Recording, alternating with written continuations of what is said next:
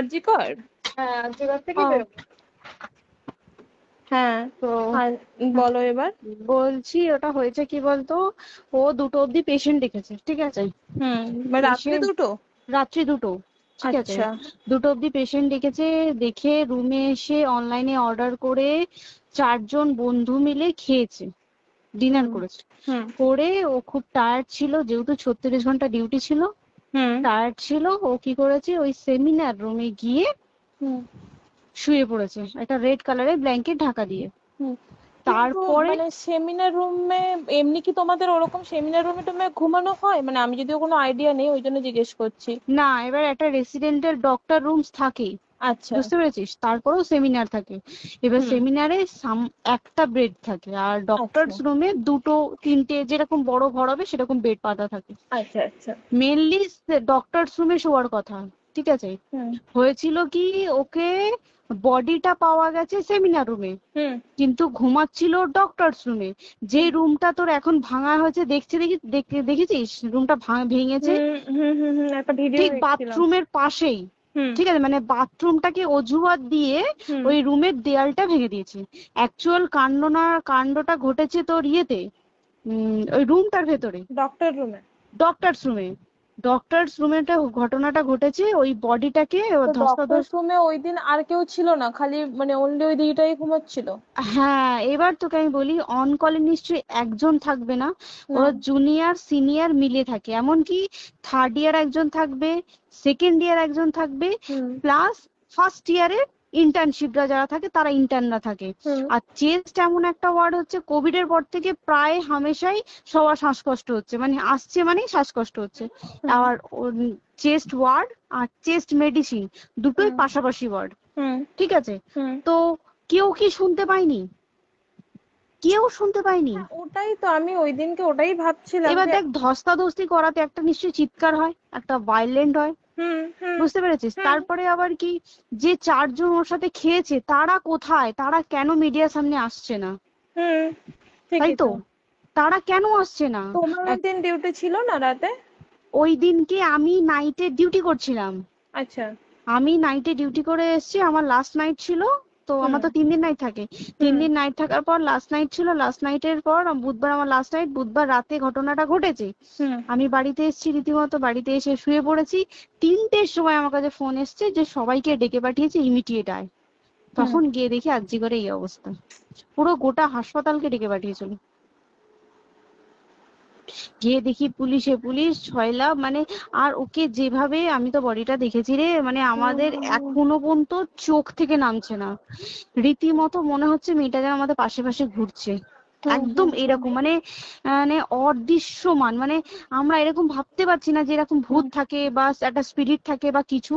এখন আমরা বুঝতে পারছি না, ওর আত্মাটা এখনো ঘুরছে আমাদের আশেপাশে।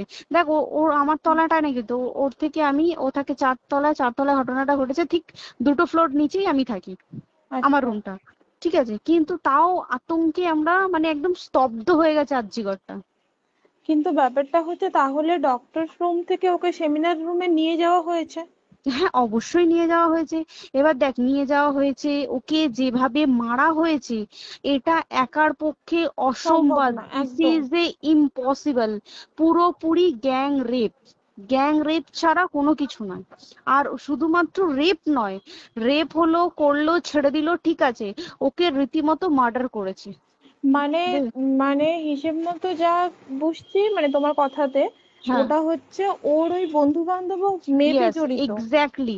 হয় ওর বন্ধু বান্ধব কেউ, ঠিক আছে, মানে 4জনের মধ্যে কেউ, আইদার ওকে এমন কিছু করতে বলতে। দেখ, বড় বড় কোম্পানিতেও তো এরকম হয়, মানে হুম হয় তুমি আমার সাথে কম্প্রোমাইজ হুম করো, নয় হুম তুমি হুম চাকরি হুম ছেড়ে চলে হুম যাও, হুম হুম হয় হুম তো।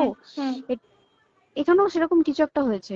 যাকে যা যে ক্রাইম করেছে, সেও কিন্তু নর্মাল ডক্টর নয়, কিন্তু সেও একটা ভালো পোস্টে র্যাঙ্ক করছে, বুঝতে পেরেছিস, তবেই কিন্তু পুরো ব্যাপারটাকে হসপিটাল চেপে যেতে চাইছে, পুরো ব্যাপারটাকে। তাহলে এই সিভিক যে, ও কোথা থেকে আসছে?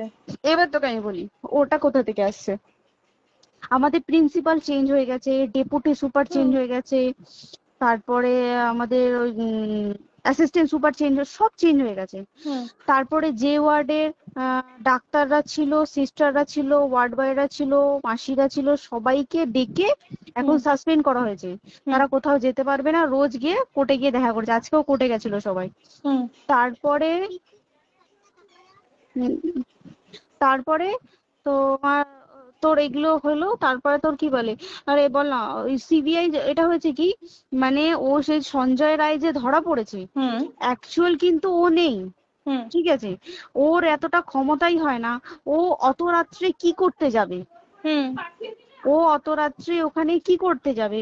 ও না পেশেন্ট, ও নাকি বলছে দালাল পেশেন্ট নিয়ে গেছে। তো পেশেন্ট নিয়ে যখন গেছে, দিদিটার রুমে যখন যাবে, নিশ্চয়ই দিদিটার রুমে কোনো কাগজপত্র দেখাতে যাবে, সেই অবস্থায় গিয়ে দেখে যে এরকম এরকম ঘটনা, তা ঝাঁপিয়ে পড়েছে ওর উপরে। হুম এরকম কিছু কি, তাও কিছু নয়, শুধু গেছে, দেখছে ড্রিঙ্ক অবস্থায়, ওকে ক্যামেরায় দেখা গেছে ড্রিঙ্ক অবস্থায় গেছে আর এসছে, এইটুকুই দেখা গেছে। তারপরে হচ্ছে কি, তোর অনেক রকম, এখানে অনেক রকম ব্যাপার আছে। যে দিনকে ঘটনাটা ঘটে তার ঠিক দুদিন পরে ওই সেমিনার বাথরুমের অজুহাত দিয়ে ডক্টর যে রুমের হুম দেওয়ালটা আছে, ওই হুম দেওয়ালটা ভেঙে দিয়েছে। কেন? প্রথমে ওকে বললো সুসাইড করেছে, আমাদের যখন ফার্স্ট খবর আছে তখন সুসাইড করেছে। হুম তারপরে যখন হসপিটালে যাই তখন গিয়ে শুনছি নাকি না, সুসাইড করেনি, এটা রেপ করেছে, রেপ করে মার্ডার করা হয়েছে। হুম বুঝতে পারলি, এখানে বিশাল বড় একটা গেম চলছে। এবার আর যে ওর উপর কি রাগ ছিল মানে? হ্যাঁ হ্যাঁ হ্যাঁ হ্যাঁ হ্যাঁ হ্যাঁ, একদম আমি তোকে কি বললাম, শোন, তুই যদি কারোর সাথে কম্প্রোমাইজ করি তাহলে তোর পোস্ট হুম বাড়বে, হুম হুম তুই হুম কারোর সাথে কম্প্রোমাইজ করবি না, তোকে মার্ডার করে দেবে। মানে মানে ওরকম টাইপের কিছু বলছো তো? এরকমই টাইপের কিছু একটা ছিল। আইদার খুব রাফ, মানে খুব রাগ, খুব মানে খুব ওর উপরে খুব ফ্রাস্ট্রেশন ছিল, যারই ছিল খুব ফ্রাস্ট্রেশন ছিল। শুধু ওকে মারিনি রে, রীতিমতো মার্ডার করেছে। ওর যে ক্ল্যাচারটা ছিল, হুম ওর আমি ইউরিন, শুনেছি এটা। ওর ইউরিনের রাস্তায় ক্ল্যাচারটা ঢুকিয়ে দিয়েছে, তুই ইস, জানিস? মানে কি বলবো, মানে ওকে দেখা যাচ্ছে না, আমরা তো দেখেছি নিজের চোখে, ওকে দেখা যাচ্ছে না। মানে একটা ব্লিড। মৃত্যু কতটা, মানে এই তো মানে প্রচন্ড কষ্ট পেয়ে একটা মেয়ে মারা গেল না? আর ওর যে গলাটা চেপে ধরেছে, আহ ওর ওই চেপে ধরাতে মানে এতটাই জোরে চেপে ধরেছে যে ওর চোখ ফেটে রক্ত বেরিয়েছে। আহ, ছি, ছি, ছি। বুঝতে পেরেছিস? মানে মানে কি বলতো, যদি ধরা পড়ে না, উচিত মানে যারা এটার সঙ্গে দায়ী না আর এই ওদের। যে সিবিআইটা হয়েছে, সিবিআইটা একমাত্র আমাদের জোরেতেই সিবিআইটা এসছে। হুম মানে আমরা ওই সঞ্জয় রায় একার পক্ষে সম্ভব না এইসব। তারপরে পোস্টমর্টম রিপোর্টে তুই জানিস, ওই আমাদের ভাজাইনা থেকে 150 গ্রাম স্পাম বেরিয়েছে। ইস, পোস্টমর্টম রিপোর্ট, 150 গ্রাম স্পাম, মানে বুঝতে পারছিস? Hmm not a calculated, minimum, minimum কম করে 6 থেকে 7 জন করেছে ওকে রেট। ছি ছি ছি।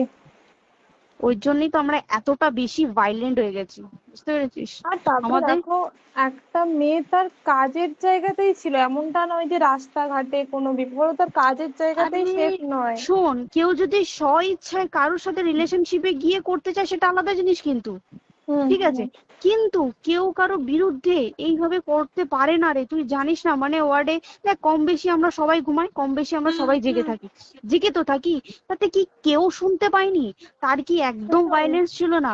যদি কেউ না শুনতে পারে, তাহলে ওর খাবারে কেউ কিছু মিশিয়েছিল, হুম তাই কি না? হুম হুম সেটাও পোস্টমর্টম রিপোর্টে মানে লিক করছে না, যে কেন খাবার খাবার ও তো খাবারটা খেয়েছিল, সেটা তো নিশ্চয়ই পেটেই ছিল, পেট থেকে তো হুম বমি করে বের করে দেন, সেটা হুম তো ফরেনসিক রিপোর্টে কিছু বলবে। হুম আর তুই জানিস না, দেনার দেন মানে, ধর পোস্টমর্টম রিপোর্ট আসতে 3 দিন সময় লাগে। হুম ও যেদিনকে মরেছে ঠিক তার পরের দিনকে বিকালবেলা পোস্টমর্টম রিপোর্ট বার করে দিয়েছে, মানে বডি বার করো আর পোড়াও, হুম 10 সেকেন্ডের মধ্যে ওর বাড়িতে নিয়ে গেছে, তারপরে বডি পুড়িয়ে দিয়েছে।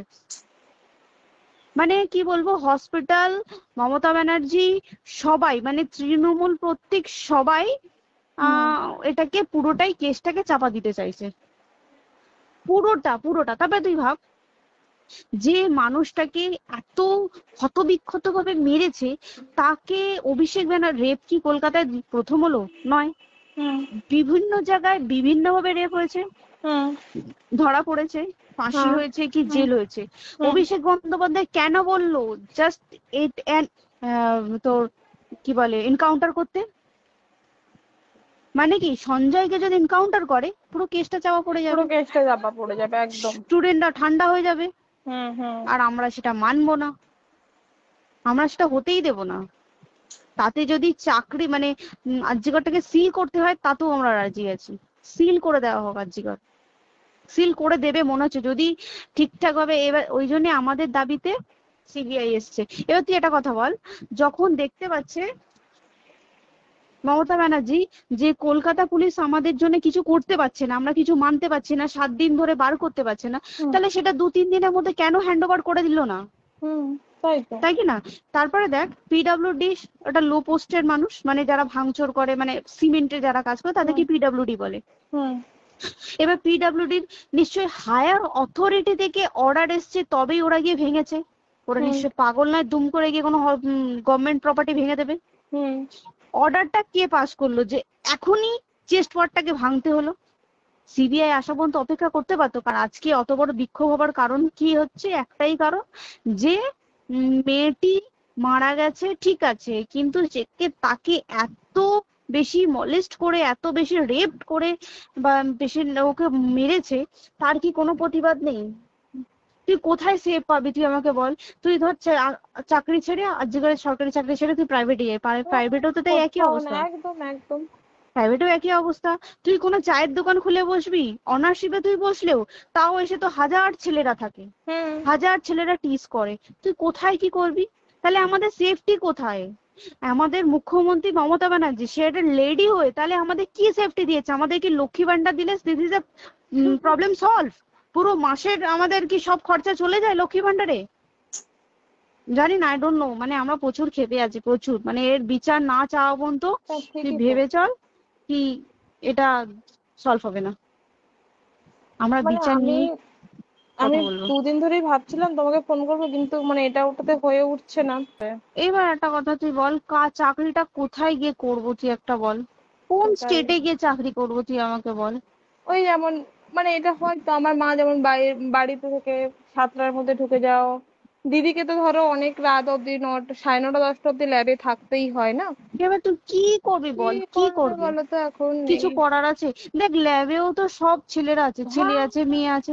তুই একদম। কাকে বারণ করবি, তুই কাকে বিশ্বাস করবি তুই বল? তুই ধর কলিগদের সাথে খেতে বসেছিস, ঠিক আছে, তোর টিফিনটা যদি কেউ চাইলো তুই তাকে না দিয়ে পারবি?